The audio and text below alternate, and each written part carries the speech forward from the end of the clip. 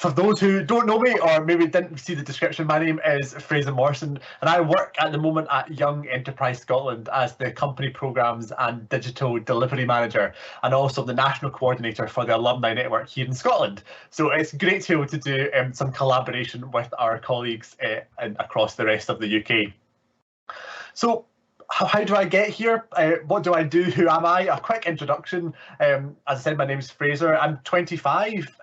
I'm Scottish. I work at Young Enterprise Scotland. But to get to where I am today, I've been a freelance writer, director, entrepreneur. I'm a current mature student at the Edinburgh Napier University, studying a degree in business and enterprise. I'm a volunteer. I volunteered for Young Enterprise as a business advisor, as a local area chair here in Scotland, and also working with young people all across the country, delivering drama education in primary schools. So that's kind of a very, very brief synopsis of my career history to date. But this webinar is entitled Turning a Passion into a Business, and that's really what I want to talk to you here tonight about.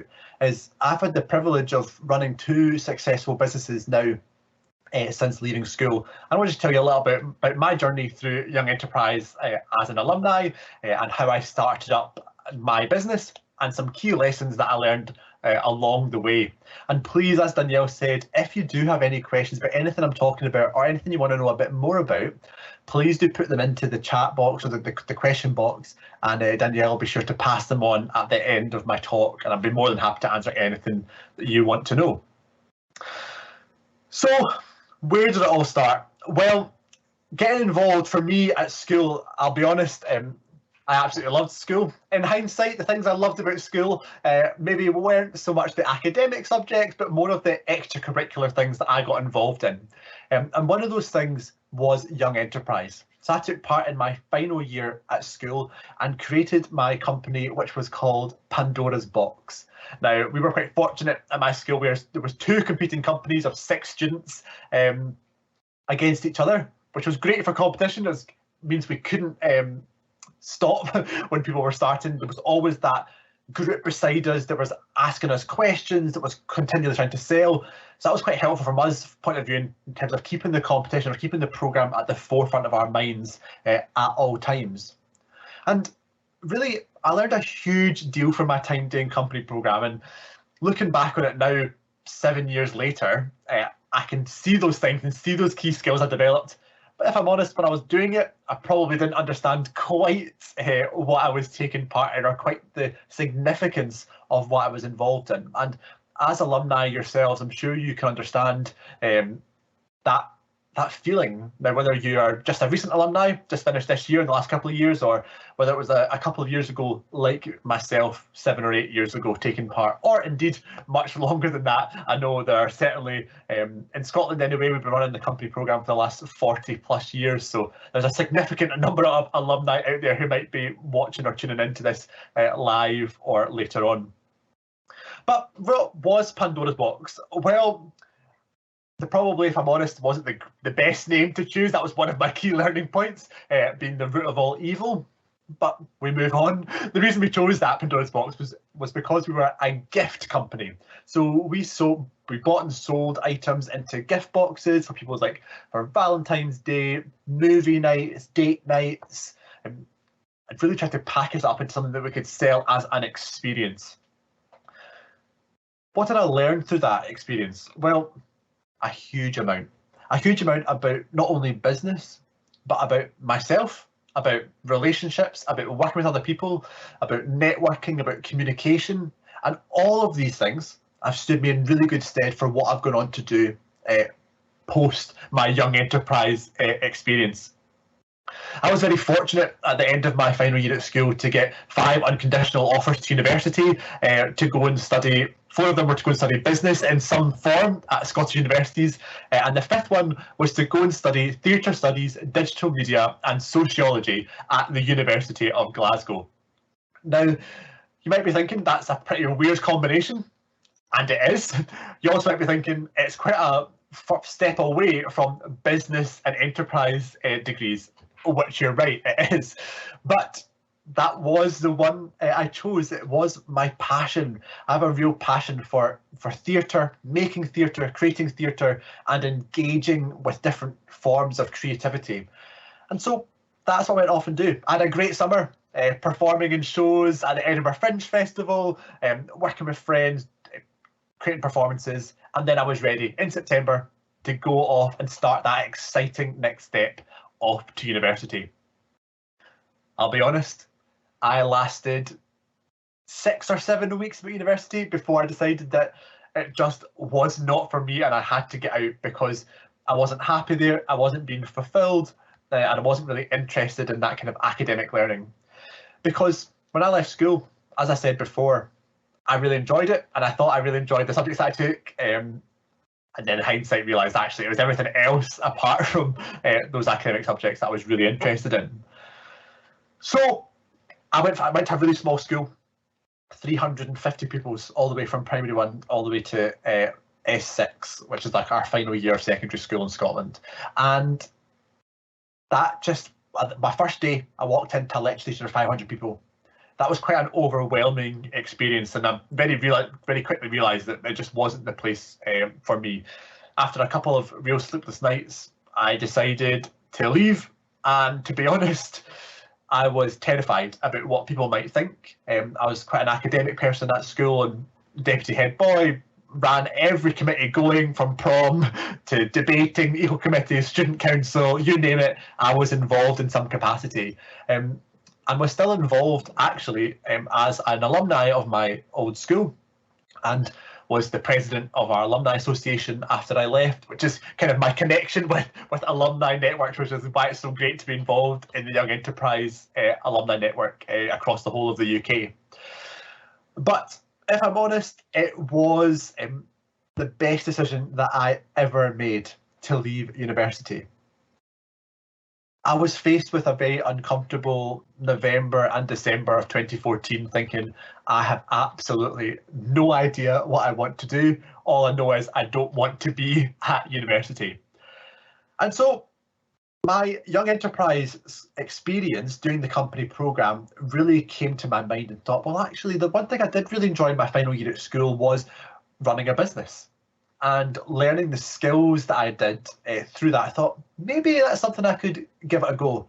It's worth a shot. There's nothing holding me back. Why don't I just go out there and give it a go? So that's what I did. I decided that I was going to start my own business. The next problem I had though was thinking, what am I actually going to do as that business? So I knew I had some of the skills I developed, and I knew I had a real passion for wanting to do something and work for myself. But I wasn't quite exactly sure what I wanted to do. So this is where the title of this topic comes in. Finding your passion and turning that into a business. As I've said before, I had a real passion for theatre and creative learning. But one thing I really enjoyed when I was at school and found really interesting was health and well-being. So that's a subject that we have in the Scottish secondary schools. You will have something similar in England and Wales and Northern Ireland.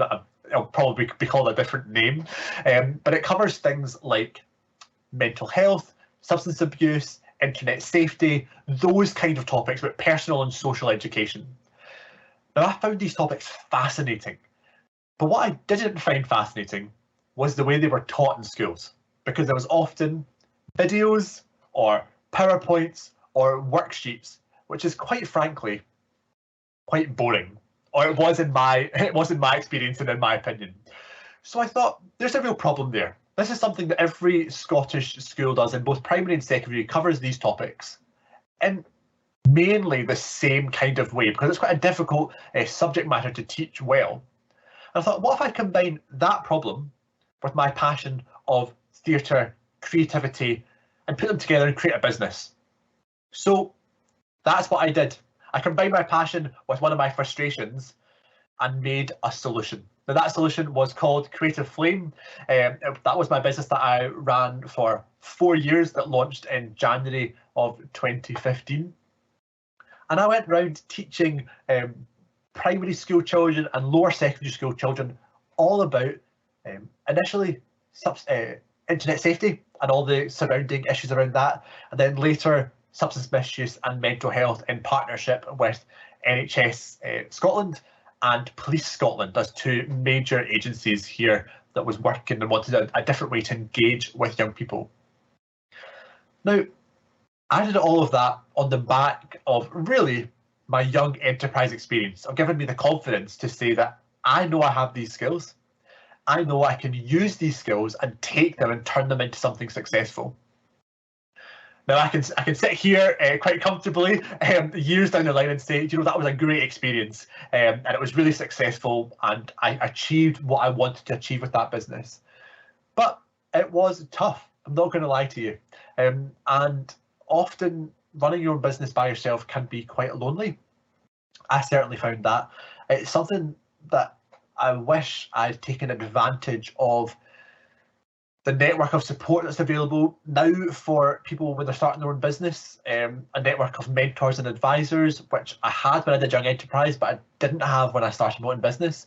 So these are some key things that I would think about if I was doing it again, would kind of start.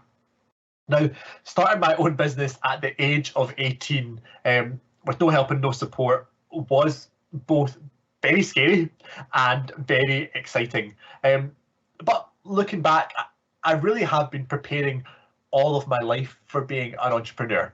And a lot of you on this call too will also have been preparing for a lot of your life to be entrepreneurs. And that's because I believe being an entrepreneur, and a lot of people will debate what that means. For me, it means having the right skills and the right mindset to succeed.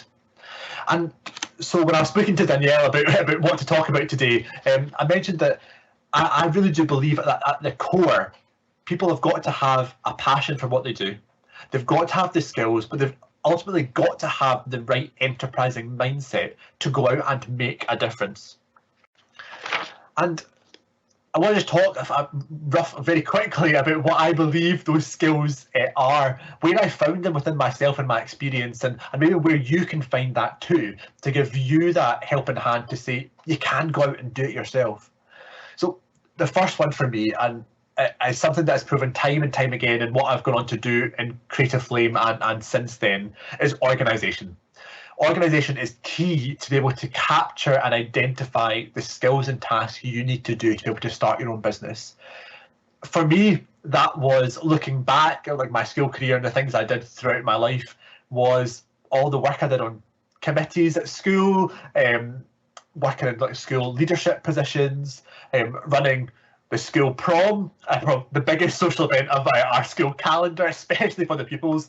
And with great power definitely comes great responsibility. I certainly found that out firsthand as I was creating seating plans for all of the school to be sitting together. So organisation, a key skill that I've used in my school career and life, but definitely in business, having to manage diaries and contacts and planning and strategy of where I wanted the business to grow and become and be successful.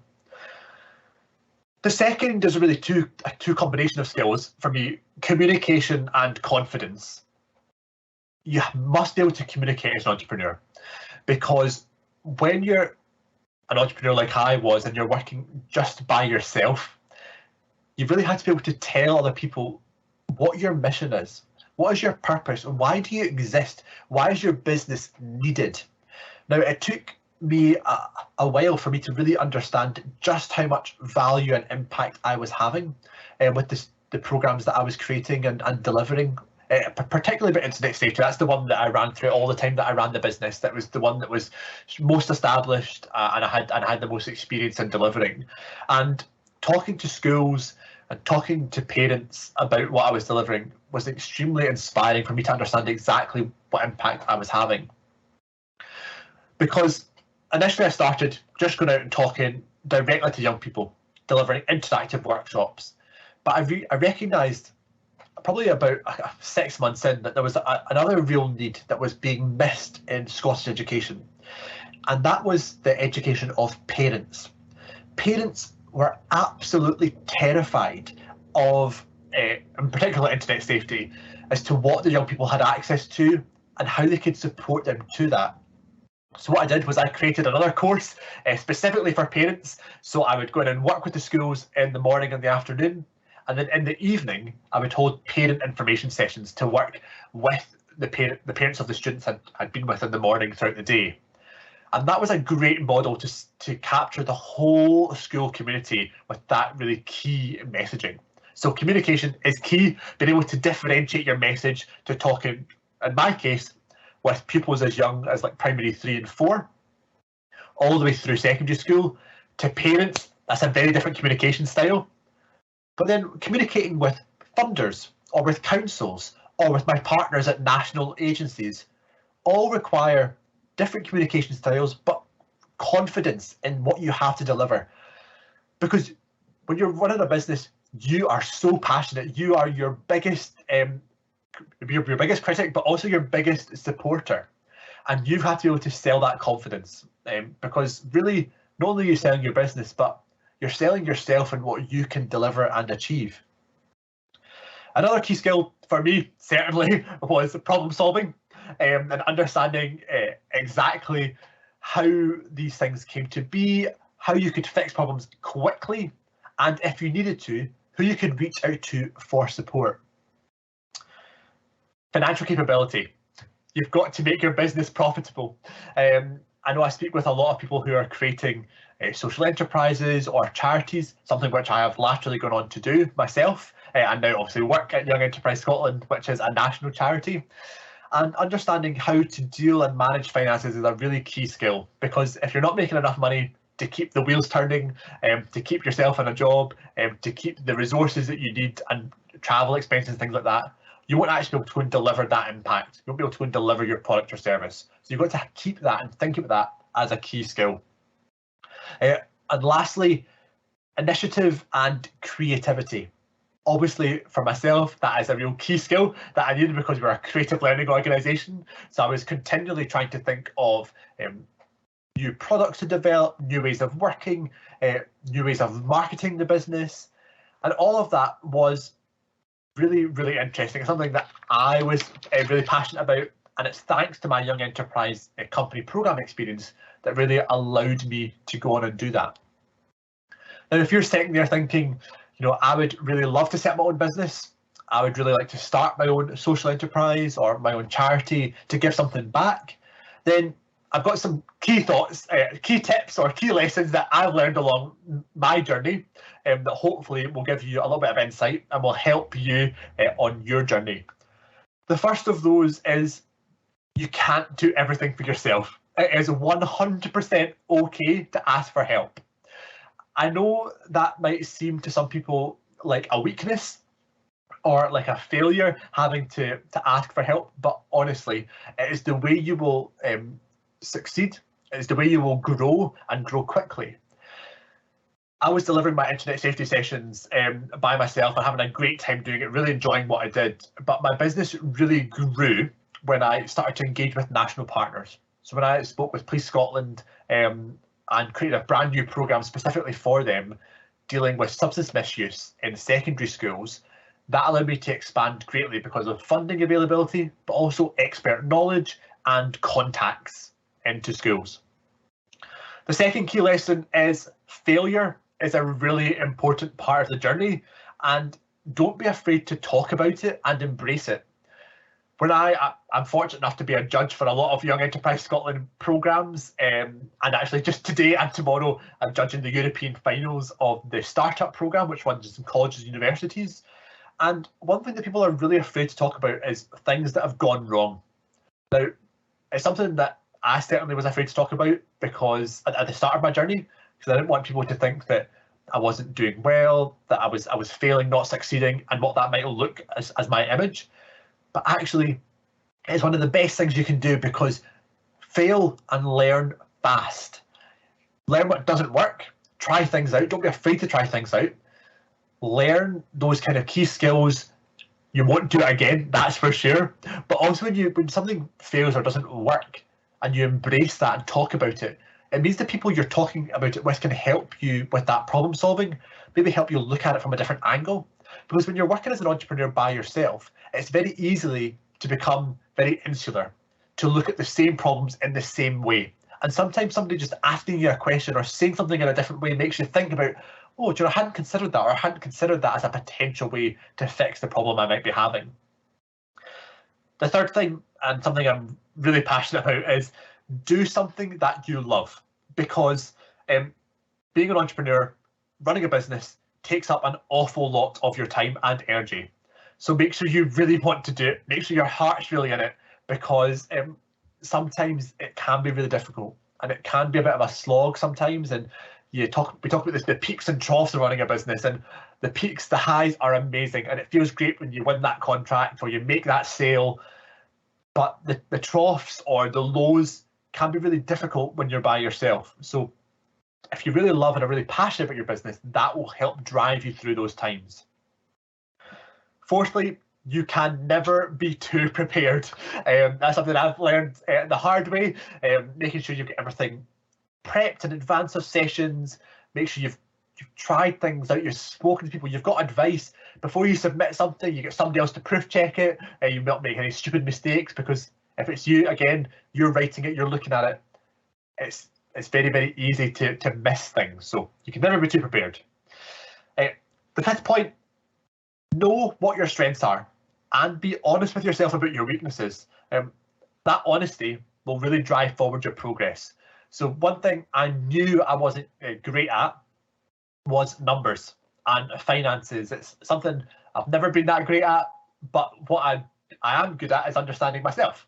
And so I brought somebody on board that was able to help with the numbers, an accountant, to help me understand the budget and how to use that properly. And it's something that I've made sure I've had in everything that I've run since running my first business, to say that I need help with this because I want to be able to get it right. And it's not something you can mess about with. My sixth point is something that Young Enterprise actually taught me, and something that I've carried on through the rest of my professional career. Find a mentor, someone you can talk to formally or informally, that will really help drive you forward and clarify your process. I've been really fortunate to have had three distinct mentors in my life, and many, many others who kind of work in that kind of advisory capacity that I feel I can go and talk to. The first was my business advisor when I did company program. It was so helpful in being that devil's advocate and really understanding how to run a business and teach me those key skills from the ground. My second was when I finished Young Enterprise, and it's a lady called Sam, who was absolutely fantastic at both personal and professional advice about moving forward in my career, what I wanted to do, and being a sounding board that I still talk to now and still enjoy going out for cups of tea with, to just check in and really have her to question decisions that I've made or really understand what I want to do next. And lastly, a mentor I'm meeting with now formally on a mentorship basis, Phil, who's really helping me with my career development and understanding where I want to go and what I want to do and the skills I need to develop and kind of learn from. There are countless others, both personal and professionally, who have given me advice and who I go to and do reach out to. But make sure you have that sounding board. Surround yourself with people who will help you, because that network is incredibly important and incredibly necessary for driving your progress forward. Lastly, my last piece of advice is that starting up in my own business was honestly the best decision that I have ever made. And it is never too late to start a business. It's never too small to get started.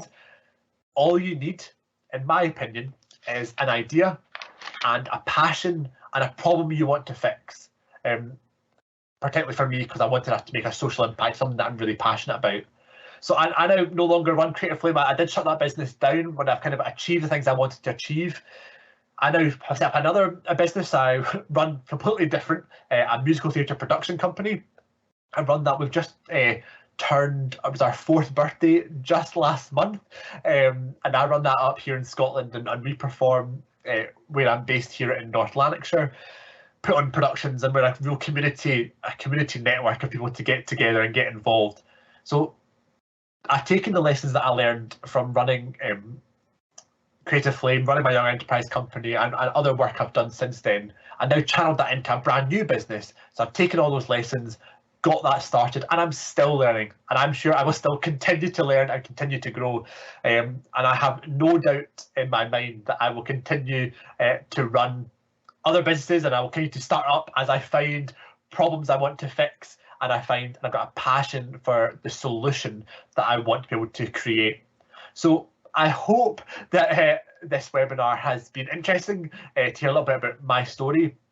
But I would encourage you all to get involved in the alumni network across the whole of Young Enterprise UK, because there is a great opportunity to connect and build and grow your network, to find those mentors, find those people you want to speak to get involved. They're all out there, they're ready and willing to help. You've just got to be able to ask for it. So thank you so much for your time, and I'm more than happy to take any questions that you might have. Thank you so much, Fraser. That was fantastic. And I absolutely loved how you shared your story, with all the learning points at the end. You were really able to use those examples to bring it to life. I thought that was absolutely amazing. We do have some questions already submitted, but I think I'm going to be super cheeky and ask you one first. For me, before I started working here at Young Enterprise, I kind of did something similar to you, in terms of I had a passion, a hobby, which was my sport. And that turned into a career, which was very, very exciting. But it also got quite stressful. So I was wondering, when you've got a passion like that and you turn it into a career, how do you keep the passion going? That's a really, really good question. And I completely understand that kind of point of stress. And I think because when you do have a passion, it's something that you kind of throw yourself into wholeheartedly. And it can very easily all consume you. And I think what is important is to find those things that you enjoy away from the business, and things that you can step away from. I know that might sound counterproductive to kind of continue that passion, but finding things that you can keep yourself interested and occupied with. For me, when I was running Creative Flame, it was my hobby, and my hobby is musical theatre, performing, and now directing, and that's kind of turned into my next business. So kind of cultivating that hobby and those interests and something that you can get away from is actually a really, really important thing to keep that passion going. But I think understanding the impact you're having, that's what really drove me. So my passion was creative learning. My passion was teaching young people about kind of those key health and well-being topics. But I continually had to remind myself of saying, you are making a difference, and just look at the feedback, look at the evaluation that's coming in, look at the difference you're making, and that's what drives me forward. Cool. That's really awesome. We have a question from Lynn, who says, doing university and working at Young Enterprise must be tough. How do you balance this? And I suppose you've said that you're doing a business as well, so yeah, even more stuff there. Yeah, a very good question. How do I balance my time? Sometimes, I'll be honest, and going back to that honesty point, it's a struggle. And I think it's about prioritising your time. So yeah, I do run a business, run a charity, director of a social enterprise until very, very recently, just last month, kind of on the board of trustees there.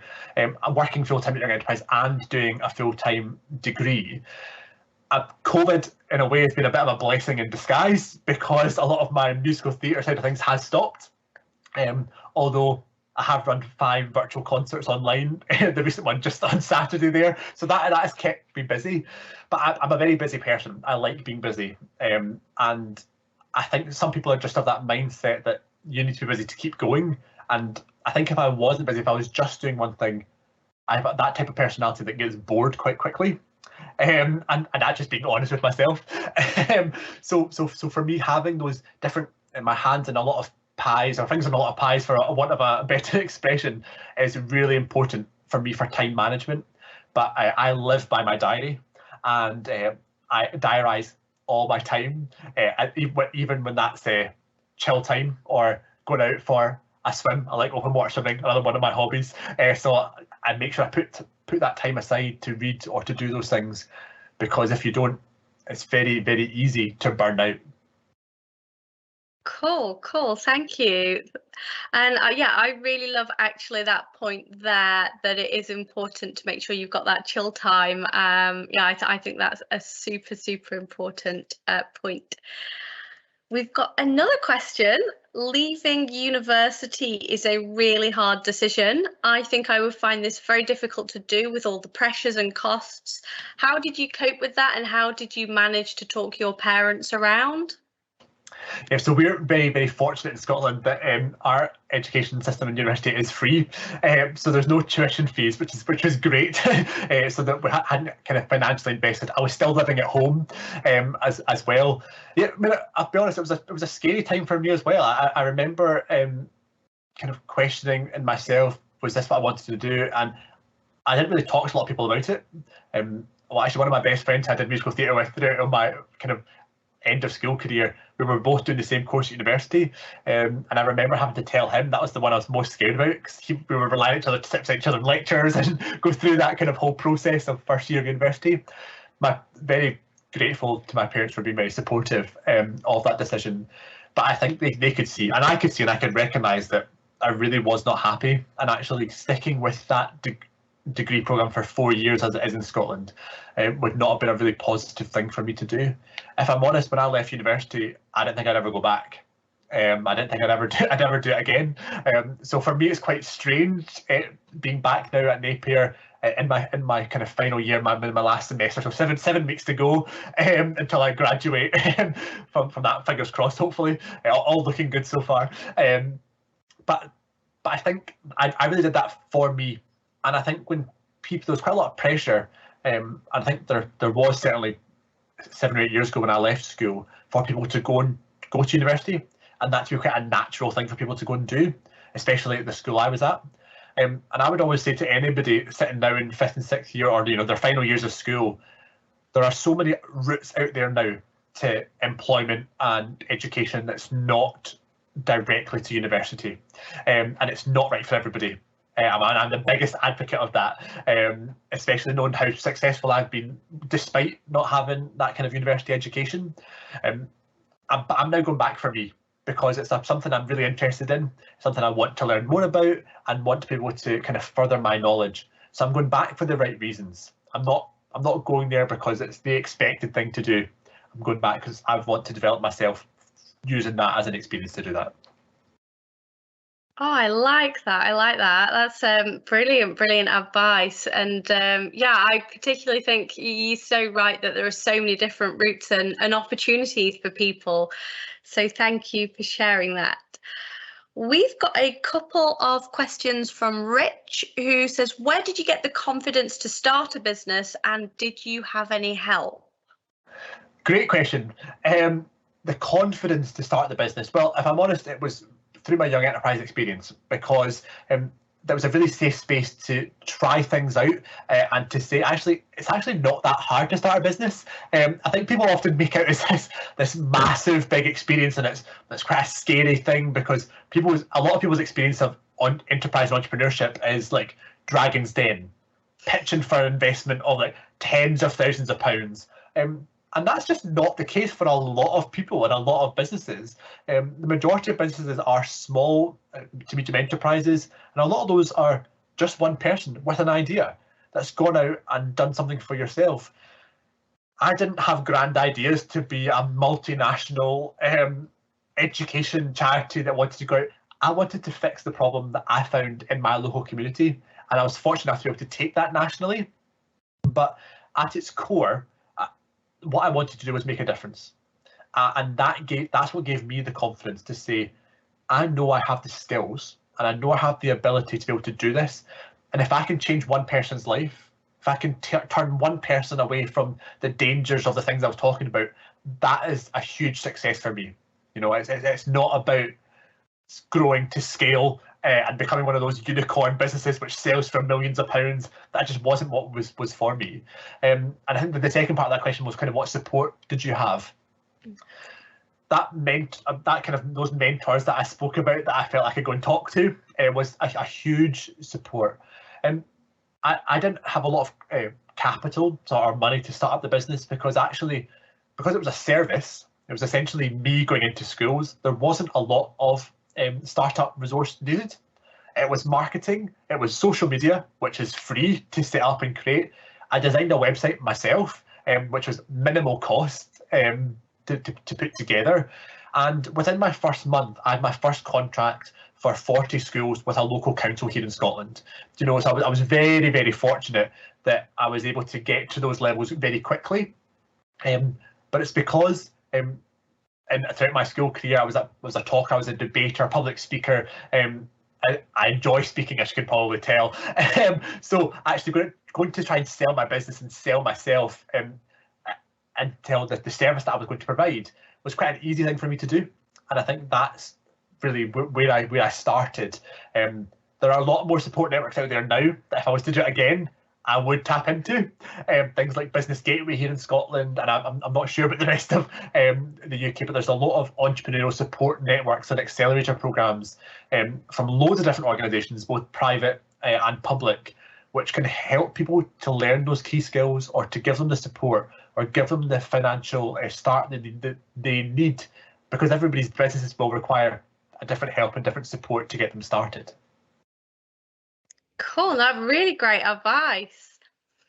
We've got another question from Rich, and it's very similar to the point that you raised before about business not necessarily being as scary to set up as you might think. Rich asks, is setting up a real life business different to setting up a young enterprise business? A very good question. Well, I often say at the start of the year when I talk to schools in Scotland here at our national launch, to say, for all intents and purposes, you are creating a real life incorporated business when you're doing a young enterprise. And the process to set up your own business is very, very similar. Do you know, you're going through all of the same steps and all of the same milestones to set up your business. And that's why I can say with confidence that it isn't scary, and that people who are an alumni of this program do have the skills to go up and set up their own business, because you've done it. You know, you've set up and run your own business for a year. Yes, with a group of your friends or colleagues from school, and set up your business, you might be doing it by yourself. And that's very different, absolutely. There are some legal differences, of course, in setting up your own business, but there's so much help and support online for doing that and getting advice on how to start, whether that's through a mentor or through one of these support agencies that I mentioned earlier. Go out and look at the different ways to do it. Is it a limited company you want to set up? Is it a social enterprise? Is it a charity? Is it as a sole trader? Depending on who you are, what your business is, what you want to achieve, there's different legal frameworks to be able to do that. And that's what I'd probably say is the biggest difference at the start from a young enterprise company. You know, the legal liability is different, and who's responsible for the business is different. But you can do it. You have the skills. So that'd probably be my biggest takeaway. Oh, super. Yeah. No, I love that. Next one's more of a comment rather than a question. I like how you thought out of the box. The parent angle is such a good idea. Yeah, but it was really interesting for me when I thought about it, actually, because as a business, you want to grow, but you want to be able to sell more products. So part of the issue I have in my business, because there was some downsides, is that it's just me, and Scotland is a very big place. So I was spending a lot of time travelling out to schools, and I thought, if I'm going to travel all this way, how do I maximise the money I can make at that time? So I've already travelled to deliver like a morning and an afternoon. Then I'm just going to be driving back home again. So actually, if I can extend my day and deliver another session, that's a third lot of income I can generate from that. And so that's really what the key. I then branched out even further into delivering a service for schools. So I would review and rewrite internet safety policies for schools while I was there. So I'd do like a morning and afternoon, and then the things wouldn't be till night till like 6 o'clock. So I'd have like a 3-hour window when I would sit with senior management reviewing policy and giving advice and support for that. And these were all these added extras, these added costs, was just really maximising the profit that I could make from that one trip, because travel's expensive. You know, petrol's expensive, and I really wanted to maximise my time. So that's really why I did that. Cool, brilliant. Sarah has asked, why did you decide to leave your business and work for Young Enterprise? That's a very good question. If I'm honest, and I've thought about this and considered it on many levels. I think there's probably multiple reasons. The one thing that I hated doing it running was chasing the money, and continually chasing funding from councils and schools, notoriously cash strapped, so I don't have a lot of disposable income. So I was finding that increasingly difficult and time consuming. What I enjoyed and what I love is working with young people directly. That's my passion. That's what I wanted to do to make the difference. In order for me to do that, I would have had to have grown and brought on other people to maybe do the bookings, manage the finances, do the marketing. And at the point in my life when I was 22 when I finished the business, I thought, actually, I've achieved what I wanted to achieve with this business. I wanted to make a difference. I felt like I did that. I wanted to build my own skills, and I definitely did that. I wanted to work with national partners, and I did that. So I set myself goals and milestones that I wanted to achieve, and within those 3-4 years, I managed to achieve all of those. And for me, the natural life cycle of that business kind of came to a close when I thought, okay, now I'm 23, 24, what do I want to do next? And so while I was running my business, I was working as a freelance drama practitioner. So I was a primary school drama teacher. I went and taught in primary schools, kind of freelance work, which was amazing. I absolutely loved that, because again, it was me working with young people directly, and that's my passion. And so now working with Young Enterprise, I get to do that on a daily basis. And there's real benefits of working with a business in that there's a paycheck that comes in every month. That's quite nice, without having for you to have to find the money to chase it all the time. You can, at 5 o'clock when the end of your shift comes, I know it doesn't kind of work like that, but when it does, you can kind of walk away and do something else. And I was continually finding that quite a difficult thing as an entrepreneur. That it's quite hard to walk away if you don't give yourself the time and to kind of do that kind of step back. So yeah, I hope that answers the question. Oh, I think so. That's amazing. And yeah, wow, throwing a primary school drama teacher in there as well, if you already didn't do enough. Wow. Yeah. Yeah, we've got a really great question here. Is it hard to get buy-in from big partners, and how did you do this? Because I think it's incredible. Didn't you? You said that you managed to get the local council on board within a month. That's amazing. So yeah. Yeah, it's hard. It is hard. Not going to lie. But what I think at the core of the business, right, and at the core of delivery, is if you believe in what you've got to deliver, it's much easier to sell. And that's why I think people starting a business with a real passion and a solution. If you can articulate quite easily what problem you're solving, people find it much easier to buy on board. You've got to have a story to tell.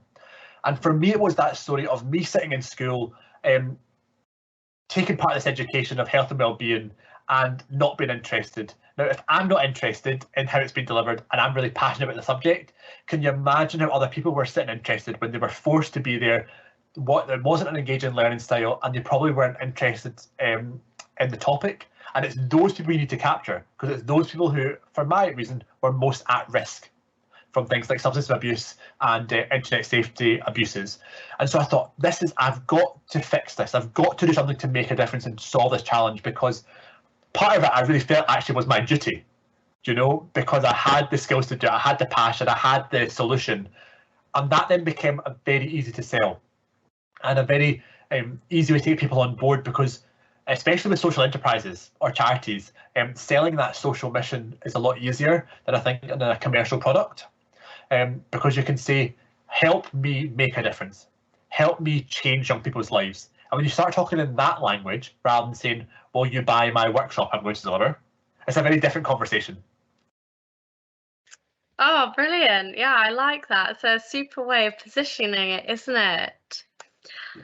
Kim has asked a question saying, you set up a business when you were quite young.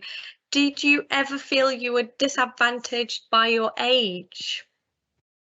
A very good question. These are all fantastic questions. I know.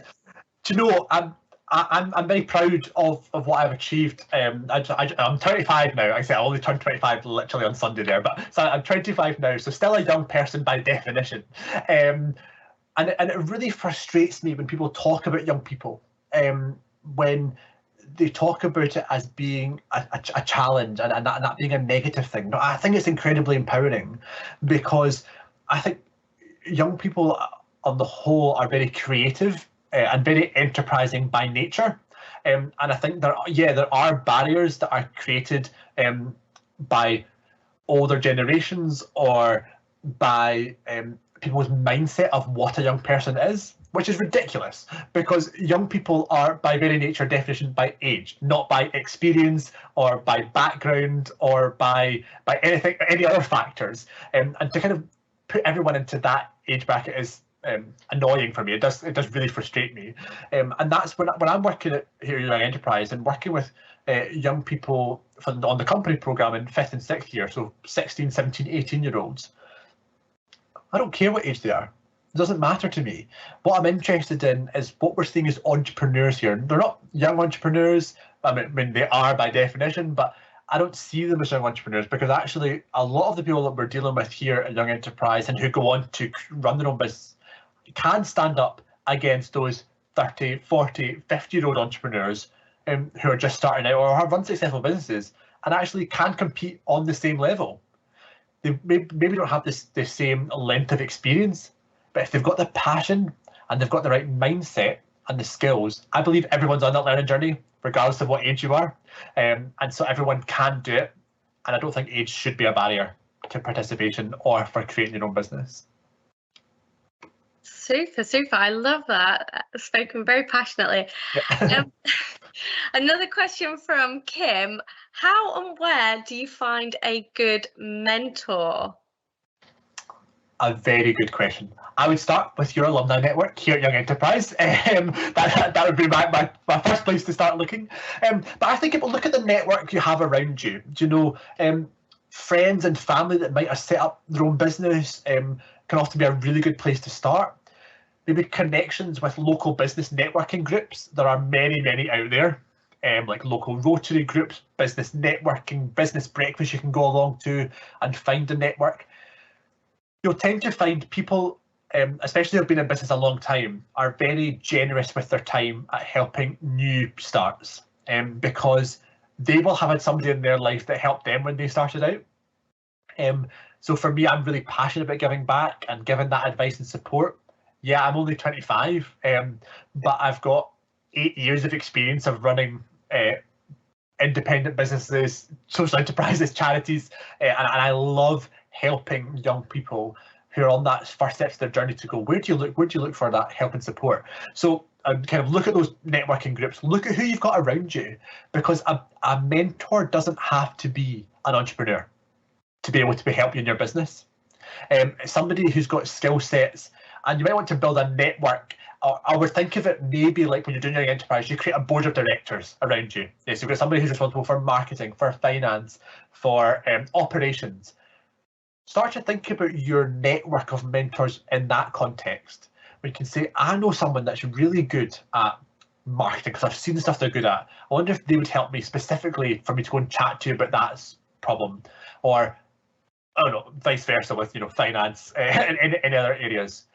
But I would also consider a personal mentor. So somebody that you feel you can talk to on a personal level that's not about your business, because so often your business and you personally are intertwined and are one and the same thing. And it's important to try, where possible, and kind of disconnect those two, because then when it does get to the point of growth and you're so intertwined, if you want to move on, but want to either sell the business or keep the business going in another capacity, it becomes very, very difficult, because the entrepreneur and the business entity are one and the same, and so one can't exist without the other. So taking yourself out of that from the start and allowing it to be slightly hands-off or at a point of distance can be quite helpful if you're looking to build and grow for sale. Cool, brilliant. We have one last question now, and I think it's a really, really nice one to end on. That is, what's next for you, Fraser? What's next? A really good question. Well, I'm still working at Young Enterprise and running the program here. But so I run my own charity, as I said, so I can't wait for restrictions to ease and we can get back to performing. So fingers crossed that happens quite soon. But I'm looking now at my next steps in terms of what can I do to give back, because I feel I've kind of reached capacity right now with running businesses alongside like full-time work and running my own charity. I've just stepped down from a social enterprise board, so I'm really looking for another opportunity to get involved in a social enterprise or a charity as like a non-executive director and be able to give back. And that'll be helpful for my own learning about development of charity governance. It's something that I'm really passionate about, actually, which people might find an odd thing to be passionate about, but governance is something that I do that really interests me, and how to manage governance, and kind of volunteering. I do a lot of voluntary work that I kind of involved, randomly. I'm one of the head judges for the Scottish Primary School Glee Choir Championships. So I travel around the country judging primary school choirs from January to April every year, which is an absolute joy and a privilege to do. So I'm keeping myself busy with all those things as I kind of look for what is the next step. And it's important to think about that, but also enjoy the moment. Enjoy what you're doing. If you're really passionate about what you're doing, take the time to enjoy and get the most out of that you can before feeling that you've got to kind of push on and move to the next bigger and better thing.